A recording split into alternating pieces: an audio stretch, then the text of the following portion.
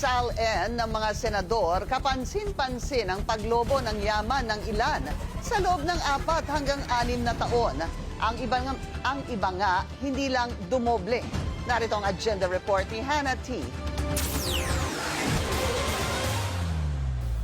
Halos kalahati sa mga senador ang umakyat ang net worth mula 2020. Halimbawa ang kay Senate Majority Leader Mig Zubiri. Mula kasi sa 220.7 million noong 2020, halos dumoble ito pa 431.8 million sa taong 2024. Ayon sa kanyang SALN, stockholder siya ng hindi pinangalan ng 21 business entities. Iba't ibang residential, commercial at agricultural properties naman ang itinala niyang nagkakahalagang 114.7 million. Karamihan sa kanyang personal properties ay shares at mga sasakyan. In total, nasa 517 million ito. Pero may liabilities siyang nasa 200 million. Agarang nilinaw ni Zubiri ang nasabing pag-akyat ng kanyang net worth. Lumobo raw ito dahil sa sale ng kanyang ownership interests sa dalawa niyang power companies, ang Bukidnon at North Bukidnon Power Corporation, Pavivant Energy Firm. Itinayo raw ang mga ito noong 2014 bago siya na-elect bilang senador noong 2016. Ang lahat daw ng applicable taxes bayad naman. Kilalang well-off ang Zubiri family na nagmamay-ari rin ng iba't ibang agricultural businesses, kabilang ang isang sugar milling company sa Bukidnon.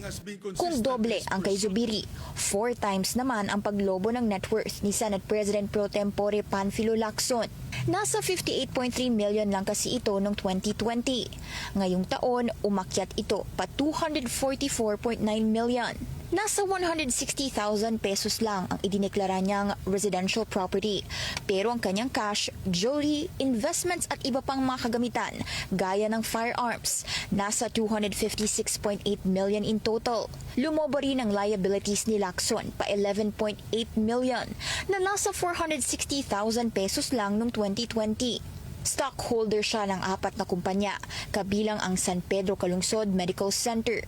Tumaas din ang net worth ni Senator Bam Aquino mula 2018. Nasa 86.6 million ang itinala niyang net worth ngayong taon na may pag-aaring 7 residential properties. Meron din siyang bonds at stocks at ilang mga kagamitan at 3 sasakyan na in total ay nasa 47.3 million.